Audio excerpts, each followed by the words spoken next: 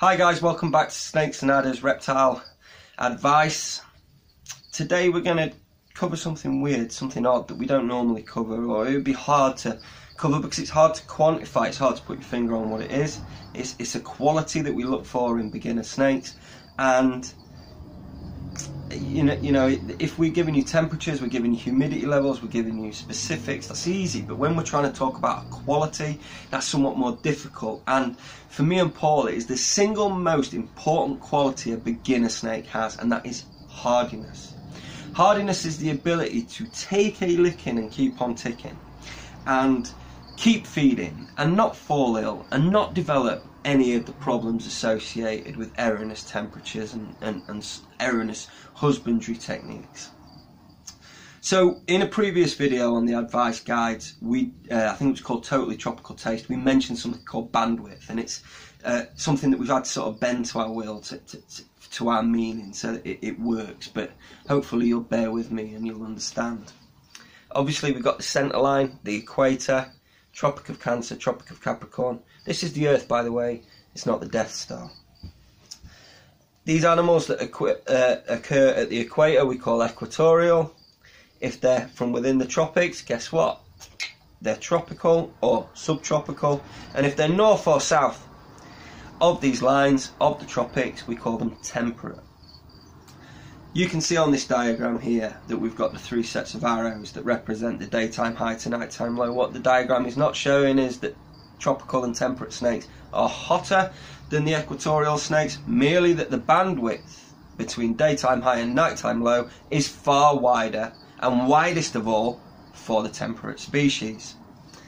Whether that's taking a snapshot look at 24 hours, or whether that is looking at annual figures to be able to get the annual bandwidth, the picture remains pretty much the same. So let's take, for example, Port Moresby in Papua New Guinea, maybe a basking temperature of 33-35 degrees Celsius, and then a nighttime low of 28-29 Celsius. We move out to the tropics, and you know, we might not have got the intensity of heat, we might have dropped off to 31 or 33 degrees Celsius, but then, you know, nighttime we could maybe expect 22 to 24 degrees Celsius. Then obviously we're moving out to the temperate zones, and the temperate zones, daytime high might be between sort of 28 and 30 degrees Celsius, and the nighttime low could be 17 to 20 degrees Celsius. So that's just a snapshot over a 24-hour period. Where things become a hell of a lot more volatile as we move away from equatorial regions is when we look at the annual figures. And it's during the winter months that the temperate snakes prove their mettle. And that is because they are going to have to withstand winter temperatures as low as 3 or 5 degrees Celsius within their repurposed mammal burrows or cave networks that they use for hibernaculum. So the fact that they can take temperatures right down to those sorts of levels, 3 and 5 degrees Celsius, and then they can take them right up to sort of 31, 32 degrees Celsius on exceptional days. That means that their bandwidth is incredibly wide, and as long as they're generally within some portion of this temperature range, in theory they're still alive. They might not be particularly active, or thank you for it, but the point is they will weather that storm. Now, as beginner keepers, we cock up, we get things wrong, we want to get things right, of course we do, but for whatever reason we're just not tuned in, we're not, you know, snapped on to exactly what we're supposed to be doing, and things can go tits up sometimes.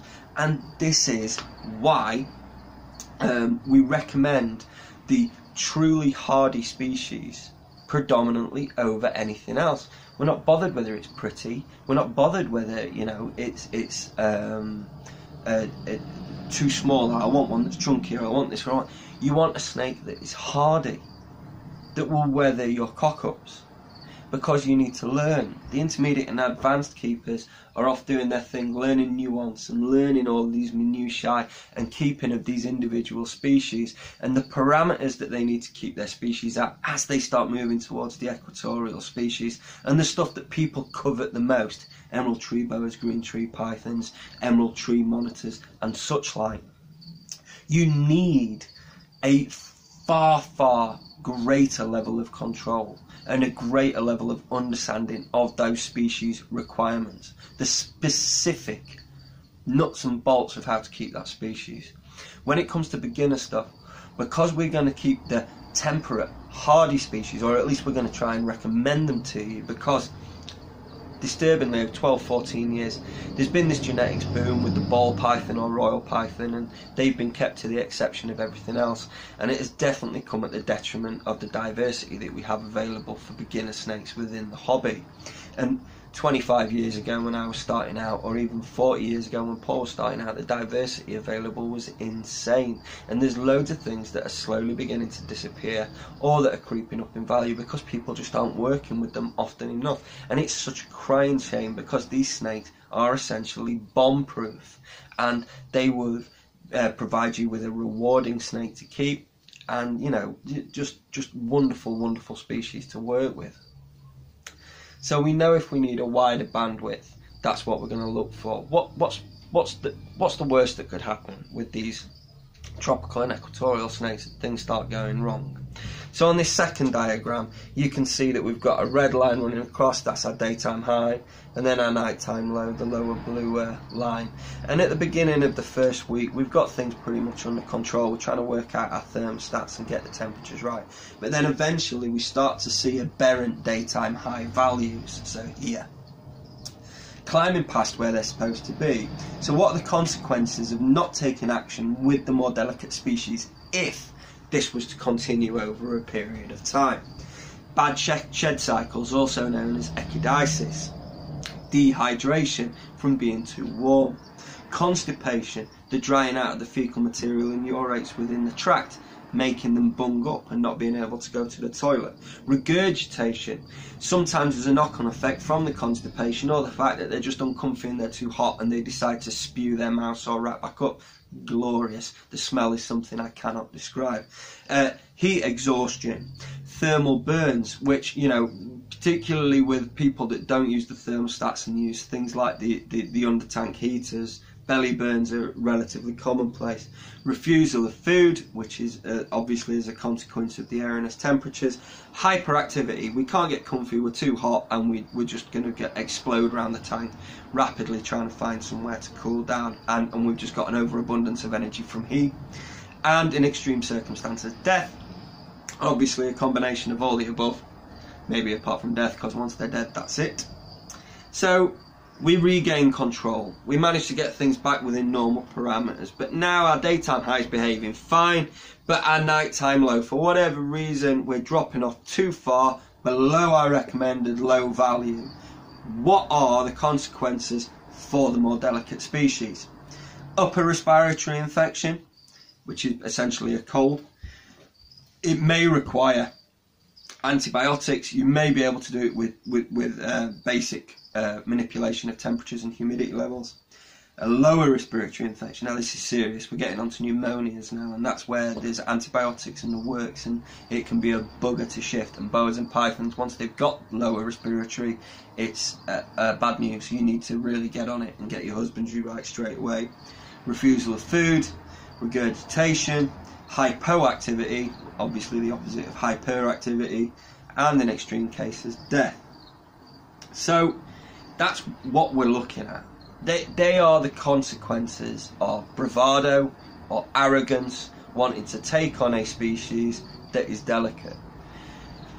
Nobody is saying that you don't have the right to keep what you want to keep, but it would be foolhardy to jump in both feet first as a beginner keeper and take on something from the tropics or from an equatorial region when you do not understand everything husbandry wise and you're learning your craft. They're animals at the end of the day. We've got to take the responsibility seriously, and not enough people talk about this sort of stuff. It's like brushed under the carpet, you know. Yeah, you want a retic, keep a retic, no problem. First pet, bosh, there you go. Reticulated python, you know. Oh, what do you want? Boa constrictor, 9-foot female. Yeah, go on. Beginner, there we have it. It's from Colombia. It needs humidity to shed its skin. It's a big, powerful snake. Of course, it's not appropriate for a beginner, you know. So, and obviously these end ones here as well are when we haven't got a thermostat. And when we haven't got a thermostat, the heat is either on or it's off. No control. So it's too bloody hot during the day, too bloody cold at night. It's knackered both ways. There's absolutely no excuse in the modern day for not keeping things on thermostats. They're the things that are going to maintain the temperature for us and make sure that our snakes stay healthy. This is basic stuff, but it's the stuff, the principles that we want you to try and understand, to be able to develop yourselves as keepers. And that bandwidth and understanding how bandwidth is your friend is all important. The instinct will tell you, because you've been online and you've looked at some groups and everybody's on about ball pythons and royal pythons, that they're the only choice. There has been a serious knock to diversity of beginner species of snake, and it is a massive shame. When I first started out in this hobby, when Paul was selling me my first snake, you know, we could pick a multitude of different species that are from these temperate zones, whether it be North America, Europe, Japan, you know, Australia or South America. You know, there were species that you could keep that would really take a licking and keep on ticking. Japanese rat snakes, Japanese four-lined rat snakes, the Russian rat snake, the Amur rat snake, the leopard snake, ladder snake, Aesculapian rat snake, the grass snake, the viperine snake, the dice snake, North American water snakes, diamondback, green, brown, the banded, the common, garter snakes, radix garter, the San Francisco garter, the list goes on. Corn snake, Great Plains rat snake, grey rat snake, black rat snake, northern pine snake, southern pine snake, bull snake, black pine, northern Mexican pine, grey banded king snake, Sinaloan milk snake, Honduran milk snake, California king, Florida king, Goins king, speckled king, Mexican black king.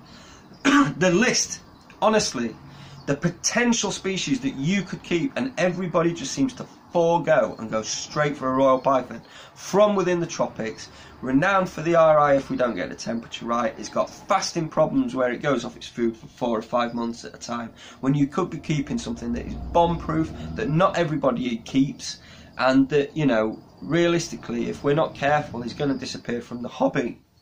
So it's a multitude of things, this video. It's discussing hardiness and what it is, quantifying what hardiness is, and being able to understand what makes an animal hardy, and being able to take those tolerate those changes in environmental variables, and being able to weather that, and being able to come out stronger because of it, not to fall apart and suffer with the things that we talked about, whether it be the constipation or regurgitation or otherwise.